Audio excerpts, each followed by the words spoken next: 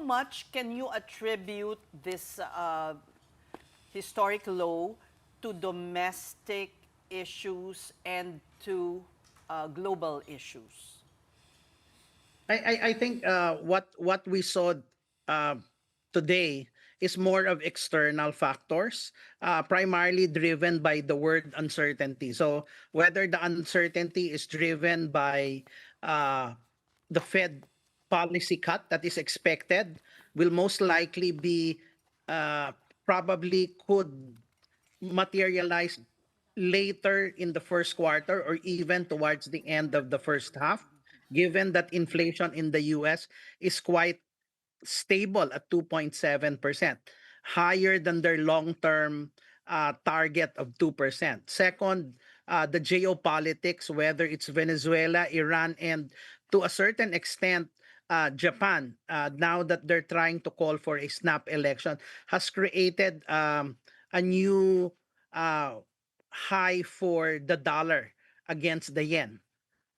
All Okay. right, so we can't blame domestic factors for this one this time. I think what we can probably say, that's the reason why we're not appreciating below 59, is a couple of reasons. One is that the floodgate issue has not been resolved. Second, foreign direct investments had been dwindling. And we haven't seen any concrete measures to eventually try to address these issues. And it seems that even our stock market is waking up to the reality that the rally might not be sustainable. The only thing that's keeping the market up is really the prospects of further cuts in policy rates by the BSP. Right, but when you talk about foreign direct investments, how much of the drop and the loss of appetite to invest in the Philippines is attributable again to global factors as to the flood or to the local scenario? Well, I think we could probably say that over 60% is really driven by uh, the floodgate issue.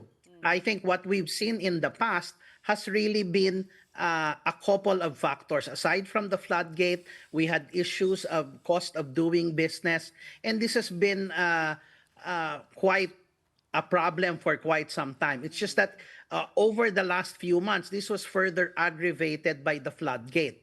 So this again has really dampened sentiments on foreign direct investments in the country, especially when we talk about transparency, accountability, and of course, added to that, cost of doing business. So it's a double whammy actually. Yes. Okay, well, Jonas, while we're on the subject, right, you saw what happened to the budget that was approved, the budget for this year, 2026. And of course, one of the things that was removed there, and this could hit FDI, yung mga tax incentives of the two automotive companies under the CARS program, dinifer na naman. So that's probably not going to be paid. I know Senator Gatchalian explained this is not actual money, but a tax write-off. Do you think things like this could actually threaten more inflows coming in?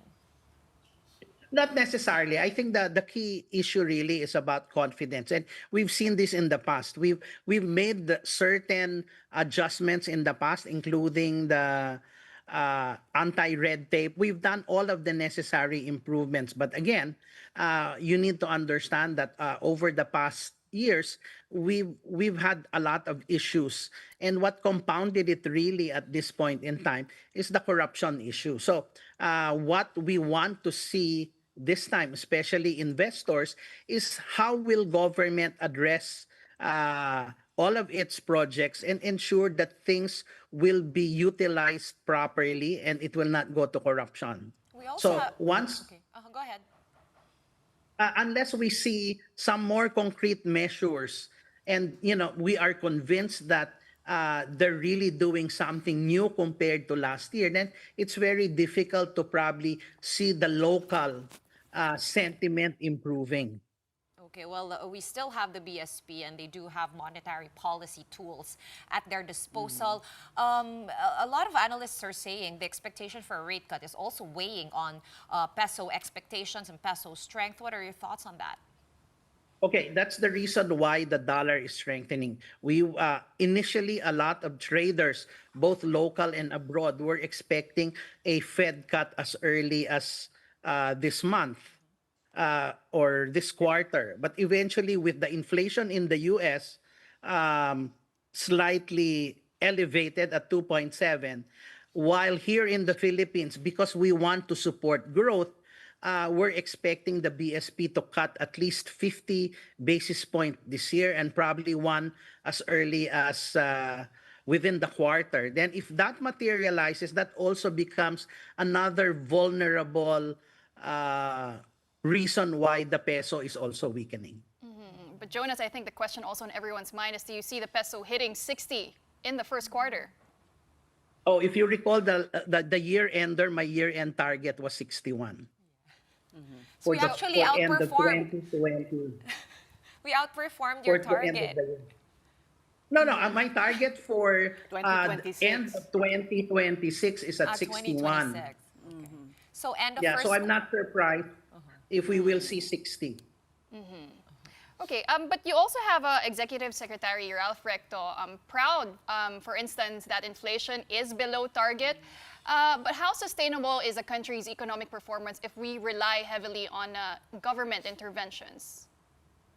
Well, again, that's actually a challenge because what we need to be able to do is convince everybody that we're slowly getting back to normal and we're seeing steps to ensure that there's no or we minimize corruption.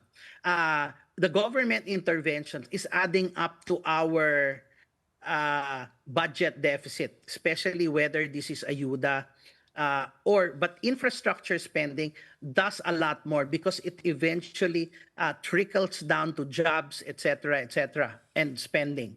What we need to be able to do is that people like you and me are comfortable to spend. With inflation, sure, below 2 to 4%, that can also mean something. When there is a high unemployment rate at 4.4%, and it's quite high for December, most likely people don't have enough jobs and therefore they're not spending. That's also causing inflation to come down. But December was 1.8%. Remember, November was 1.5. That's a sharp rise. And that could also mean that with the concerns over rising oil prices, weaker peso, that could push inflation higher this year above the 2%. If that comes to pass, will you be adjusting your forecast for the growth in the economy this year? Okay, I was a bit optimistic at looking at between 5.3 to around 5.6%. I was hoping that this would have been resolved within the first quarter, the floodgate issue, meaning someone big and hopefully confidence comes back. Right now, our business and consumer confidence are diverging, meaning consumers are already seeing that inflation has come down, we're ready to spend, but business is hesitant because of this floodgate. So it's like having a toothache. So once that toothache is addressed, whether taking pain relievers or you have the tooth extraction, definitely you will have a catch up hunger. And I think that should eventually deliver that 5.3 to around 5.5% growth. So that's my baseline theory, despite the fact that the peso could weaken. You have to understand a weaker peso is good for tourism. It's also good for our OFWs and Yeah. BPOs. So there are positives and negatives to it. And one thing that came from the news is the free trade agreement between the Philippines and UAE. It's actually a good signal of trade diversification. So we're veering away from our traditional trade partners and looking at trade partners that are willing to trade with us on equal footing. That's a very good signal that we're doing that. At the Okay. same time, we know that the BSP is doing a managing our currency despite the peso weakness. they've been doing a very good job in managing the volatility. I'd like to pick up on what you said about the UAE. What sectors will benefit locally from this free trade agreement? Okay, one of the things that we can actually benefit are the likes of fruits like bananas. No, so most of the produce that we try to send to these countries are the Cavendish, the one that lasts longer. But there is some demand for what they call the tiger variety, or to us, it's the lakatan. So there are other fruits that actually can go to the Middle East. So these are some low-hanging fruits that we can develop in the Middle East. But what about industry, manufacturing, or tech? Well, basically, I think we can try to look into the exports of our products. I guess one of the things that is very popular that is being exported to the UAE and other Middle East countries are basically the whitening soap. That's actually one of the retail products that Interesting. are uh, Or being processed, exported. or processed agricultural goods? Yes. Okay, well, Jonas, what I actually, when Sas asked you that question, what I picked up on was what you said about our GDP growth. You mentioned businesses, you mentioned consumers, but you didn't mention public spending. In your opinion, we saw that drop last third quarter to 4% because of the slowdown in public spending, and that makes up a lot of our growth. Do you project that government will ramp up spending and for GDP to recover to hit your targets by year?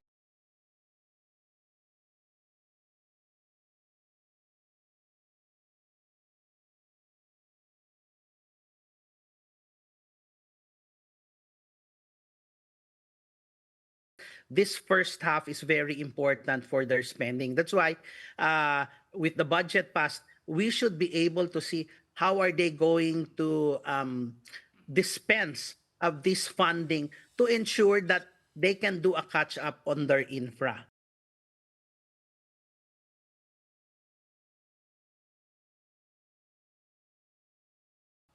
Support the spending of government, meaning it could be the signal people take cue from government. So the consumer are also taking cue from how they feel, especially in their workplace. Now that inflation is low, of course, right now with the volatility in oil prices, the weaker peso, they're taking a people are still quite holding on to their money before they spend.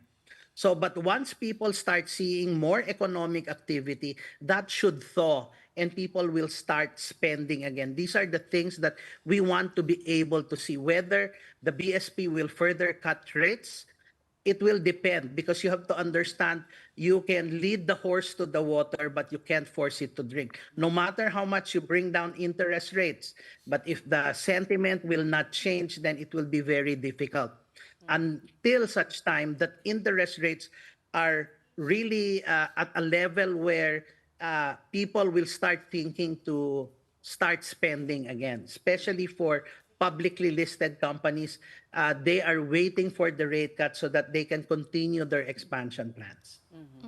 What about political noise, Jonathan? There is talk of an impending impeachment complaint against the president, and then we're expecting more impeachment complaints to be filed against the vice president in February. How will this affect the whole outlook for the year? Okay, I think what we saw from September 21, we saw a peak negative sentiment, and it doesn't mean that we will not see another peak. If we don't get to see more action from the government in the coming days, especially starting January 25, or actually starting January 19.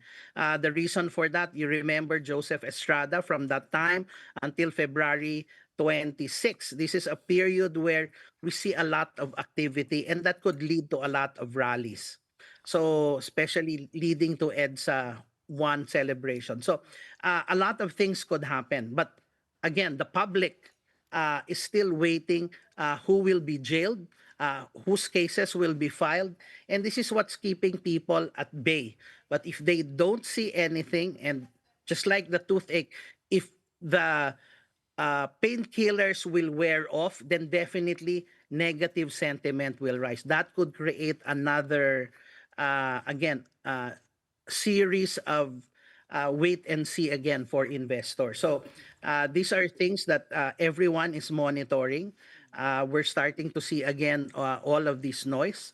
So the best way to do is really just wait. And again, whether we look at it from a peso perspective or the equity perspective, everybody's a bit jittery. But I think one thing is for sure, with the government passage of the budget, the key word really is to ensure that the money is not going to go to waste. Once people start seeing that, people can Filipinos are very forgiving. And once they start seeing this type of activities, definitely that sentiment will slowly change. And as I said, hopefully by the end of the first quarter, the signals that we're looking at, that business will start coming back, government is spending, should be able to at least put a floor or at least put a peak on the peso by the first quarter, and the second quarter should at least see a lot of remittances, as this is the typical cycle of our OFW remittance. They send money during the second quarter. Hopefully at that time we should see better improved investor sentiment, and probably a better the political uncertainty that we're talking about should be gone. That's a very, I think that's the baseline view. Until such time we don't see any of this, then that's the time we start rethinking of what's next. Well, Jonas, just as a final question, you already mentioned that people are jittery. They're now on a wait-and-see mode. But I wanted to get your forecast on precious metals. Do you see gold hitting $5,000 anytime soon? Is that a safer alternative for Filipinos this time? Okay, I think that the risks on the upside are there. Probably whether it's 4,500 to 5,000. I think the prices have exaggerated or extended these rallies, and taking advantage of 3,500 points away or 1,000 points away from these levels. People tend to be conservative. Sure, there's still that upside, but I think one thing is for sure, the market doesn't go up fast, and there will always be that correction. So with the uncertainty on the global front, one of the things that financial markets don't like is uncertainty, especially with a potential change of Federal Reserve chair. There could be a pause, meaning whether you call it a correction or a pause, it could materialize. Let me give you two examples. 1987, when Greenspan took office, the Black Friday eventually happened. And in 2008, when Ben Bernanke took over, there was the global financial crisis. So sometimes the market has a funny way of testing new governors of central banks. So if we were to take history, it's not smooth sailing, and rough seas are actually good tests for good captains, and I'm worried that that could eventually materialize. We have to brace ourselves then. We thank you for talking to us, economist Jonathan Ravelas.